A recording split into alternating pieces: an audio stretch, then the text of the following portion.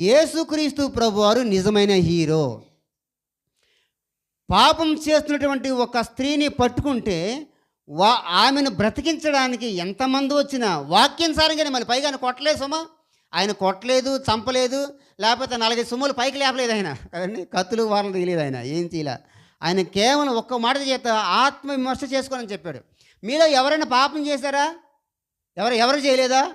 ఆత్మవిమర్శ చేసుకోండి అనే ఒక ఒక పదంతో ఆయన మనుషులకు జ్ఞప్తి తెచ్చించి ఆయన ఏం చేశాడు? అందరూ వెళ్ళిపోయేలాగా చేశాడు.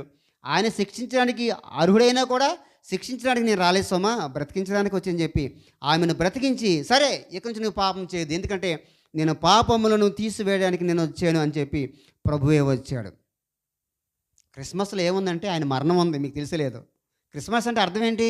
మీకు చాలాసార్లు చెప్పాను. క్రిస్మస్ అంటే అర్థం ఏంటి చెప్పండి? Christ and mass. Christmas. Christ అంటే చెప్పండి, క్రీస్తు, అది గ్రీకు పదం. క్రిస్టోస్ అనేది గ్రీకు పదం, దాని నుంచి క్రైస్ట్ ఇంగ్లీష్ పదం వచ్చింది. మాస్ అనేది లాటిన్ పదం. దానికి అర్థం ఏంటి? మాస్ అంటే ఏంటి? ఆరాధన. కాబట్టి క్రీస్తుని ఆరాధించుట అంటే, క్రీస్తుని ఎప్పుడు ఆరాధిస్తాం చెప్పండి? ఆయన పుట్టినప్పుడు ఆరాధించాలి, ఆయన సిలువెక్కినప్పుడు మనం ఆరాధించాం, ఆయన ప్రధానం ఇచ్చినప్పుడు కూడా ఆరాధించాం. కాబట్టి క్రిస్మస్ అనేది ప్రతి సందర్భంలోనూ ఉంటుంది. అంటే ఏంటి? క్రీస్తుని ఆరాధించుట. ఆయన పుట్టినప్పుడు ఆరాధించాం, ఆయన మరణించినప్పుడు ఆరాధించాం, ఆయన లేచినప్పుడు ఆరాధించాం. యేసుక్రీస్తు ప్రభు వారు ఆయన చనిపోతే దానికి ఏం పేరు పెట్టారు? ఎవరైనా మరణదినాన్ని చేసుకున్నారా? మరణదినం ఎవరైనా చేసుకున్నారా? పుట్టిన దినాన్ని ఆయన బ్రతికుండగా చేసుకుంటారు. చనిపోయిన తర్వాత ఏం చేస్తారు? ఆ ఒకరోజు చేస్తారు, తర్వాత జ్ఞాపకాలు చేస్తారు. ఏం చేస్తారు చూడండి, దాన్ని ఎవరైనా గొప్పగా చేస్తారా? కానీ యేసుక్రీస్తు ప్రభు వారు చనిపోతే దానికి ఏం పెట్టుకున్నాం మనం కాదు, గుడ్ ఫ్రైడే. ప్రపంచవ్యాప్తంగా ఉంటుందా? అది మన దేశానికి సంబంధించిందా? ప్రపంచం అంతా ఉంటుంది, క్యాలెండర్ మొత్తం ఉంటుంది కదండి. మొత్తం భూభాగం అంతా, ప్రపంచం అంతా కూడా గుడ్ ఫ్రైడే అని ఉంటుంది. ఇది భారతదేశానికి సంబంధించిన గుడ్ ఫ్రైడే కాదు, అమెరికా వాళ్ళకి సంబంధించింది కాదు, గుడ్ ఫ్రైడే. ఎందుకంటే యేసుక్రీస్తు ప్రభువారు చనిపోవడం కూడా మంచి శుక్రవారం ఎందుకు పెట్టుకున్నారంటే, ఆ రోజున పాపుల కొరకు ఏం చెప్పండి, ఆయన మరణించాడు.